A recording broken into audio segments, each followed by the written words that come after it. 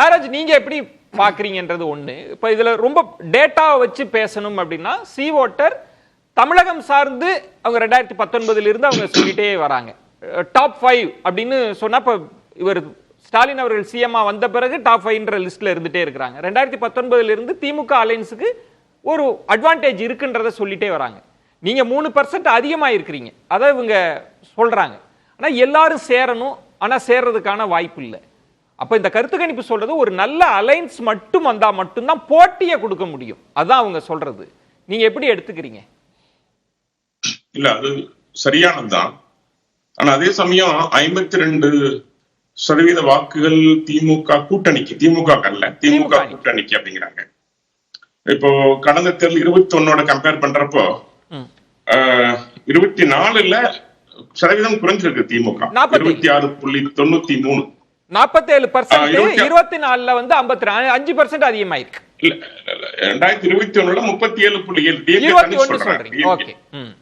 அப்புறம் 24 26.93.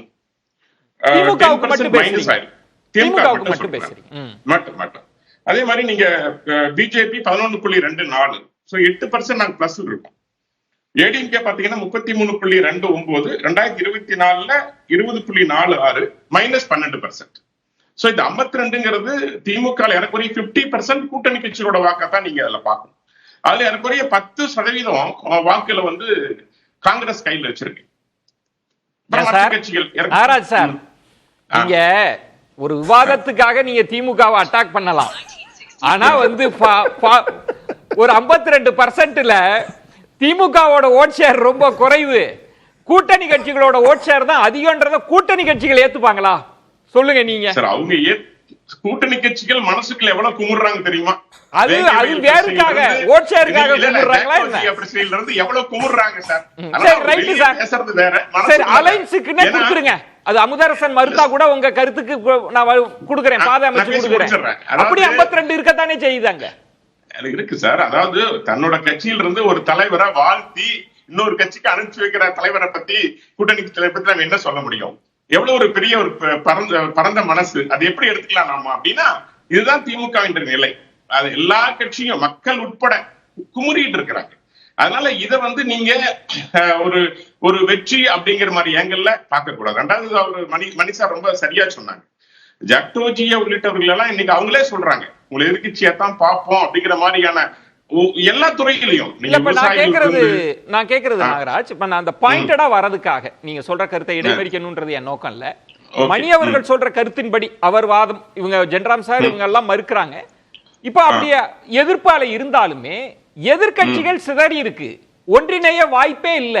நீங்க 20 வாங்கலாம், 25 வாங்கலாம், 30 கூட வாங்கலாம், ஆனா வெற்றி கோட்டை தொட முடியாது. அதானே பாயிண்ட் எலெக்ஷன்ல ரிசல்ட். முதல்ல என்னோட பாயிண்ட், திமுக கூட்டணி அது இருக்குமாங்கிறதா என்னுடைய சப்ஜெக்ட். நான் கேட்கிறேன்ல, அதுவே இருக்காது சார். சார், விசிகாவே வாழ்த்தி அனுப்பிச்சு வைக்கிறாங்க தாவேகாக்கு. காங்கிரஸ் ஆட்சி அதிகாரத்தில் பங்கு எங்களுக்கு ஆசை உண்டுங்கிறாங்க. அதே ஆட்சி அதிகாரத்தில் பங்கு எங்களுக்கு வேணும்னு விடுதலை சிறுத்தைகள் கேட்கிறாங்க. வேங்கவேல் பிரச்சனைய வெளிப்படையா கம்யூனிஸ்ட் எதுக்குறாங்க.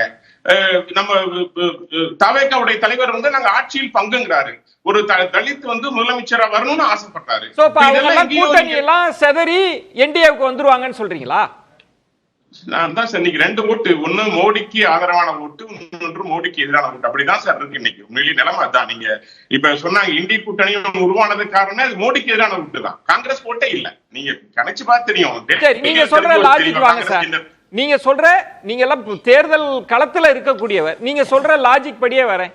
நீங்க 2026 மோடிக்கு ஆதரவா மோடிக்கு எதிர்ப்பா அப்படின்னா உங்களுக்கு எதிராக யாரெல்லாம் இருப்பாங்க? திமுக அணி இருக்கும், அது நீங்க சொல்ற மாதிரி இருக்கோ இல்லையோ. ஏடிஎம்கே உங்களை எதிர்ப்பாங்க, தாவேகா உங்களை எதிர்ப்பாங்க, நாம் தமிழர் உங்களை எதிர்ப்பாங்க. அப்ப எப்படி சார்? அப்படி இல்ல சார். நீங்க ஒரு விஷயம் பார்க்கணும். திமுக கட்சி, திமுகவுடைய அந்த கொள்கை எந்த பிரிவினைவாதத்தை உருவாக்கினார்களோ அதே பிரிவினைவாதம் இப்பொழுது திமுகவுக்கு எதிராக இருக்க போகிறது. நான் தான் சொல்றேன். நீ எந்த சிறுபான்மை மக்களுக்காக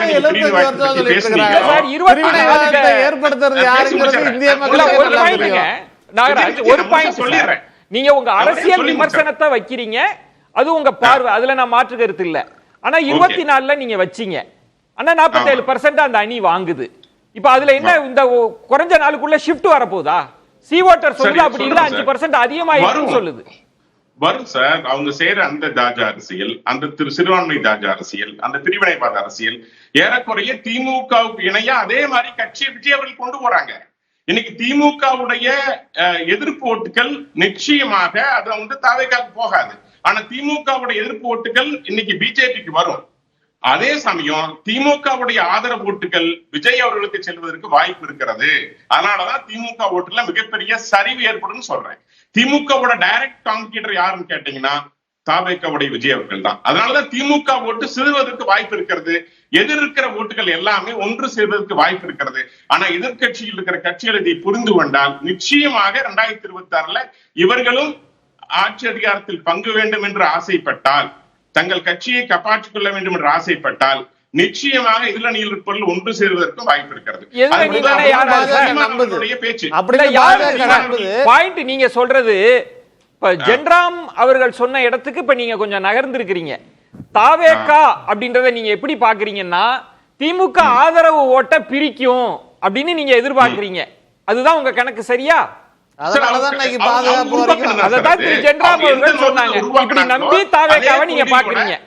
இல்ல அதே கொள்கையோட முடிச்சிடறேன். அதே கொள்கையோட ஒரு கட்சி உருவாக்கி வச்சிருக்காரு. இல்ல பாயிண்ட் சார், நீங்க சொல்ற கணக்கு என்னன்னா திமுக கூட்டணி அதுக்கு அந்த ஆதரவு ஓட்ட உடைக்கிறதுக்கான தாவேக்கா தனியா நிக்குது.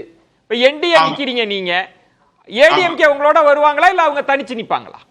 சார் அது இன்னும் 13 மாசம் டைம் இருக்குங்க சார். நிறைய மாற்றங்களை நீங்க தமிழ்நாட்டுல பார்க்க முடியும். ஆனா மக்கள் ஆகட்டும் அல்லது பல கூட்டணி கட்சிகள் ஆகட்டும், திமுக கூட்டணி கட்சி ஆகட்டும், திமுக என்கிற கட்சி இருக்கக்கூடாது. இன்னைக்கு சட்ட ஒழுங்கு படு மோசம் ரொம்ப பெருமையா சொன்னாங்க. ஜென்ராம் அவர்கள் சொன்னாங்க. உண்மையிலேயே அவரு நான் பேசுனதை கேட்டேன். சூரிய ஒளி பட வேண்டும் என்பதற்காக வந்திருக்கிறேன்னு கூட வெளிப்படையா பேசினார். அதை மணிசாரம் சிங்கச்சரியா சொன்னார். அதனால நான் என்னுடைய கருத்து என்ன அப்படின்னா, நான் பதிவு செய்யற கருத்து 2026 தேர்தல் என்பது திமுகவுக்கு எதிராக அவர்கள் கூட்டணி கட்சிகளே உடையும் நிலை ஏற்படும். அதே சமயம் அந்த ஆட்சி வேண்டாம் என்று மக்கள் நினைப்பதால் ஒரு பலமான கூட்டணி, மக்கள் கூட்டணி உருவாகும், எதிர்க்கட்சிகள் கூட்டணி உருவாகும். இதே என்னுடைய கருத்து. மக்கள் கூட்டணியா மக்கள் நல கூட்டணியா? மக்கள் கூட்டணி உருவாக்கும். மக்களே முடிவு செய்வாங்க. சரி, ஒரு பிரேக்குக்கு அப்புறம் அந்த அளவுக்கு ஒரு பிரேக்குக்கு அப்புறம் பேசலாமே ப்ளீஸ். 1000 ரூபாய் அரசியல் மட்டுமே வெற்றி பெறும் என்று ஸ்டாலின் அவர்கள் நம்புறாங்க. நிச்சயமா அது இல்ல. ஒரு பிரேக்குக்கு அப்புறம் பேச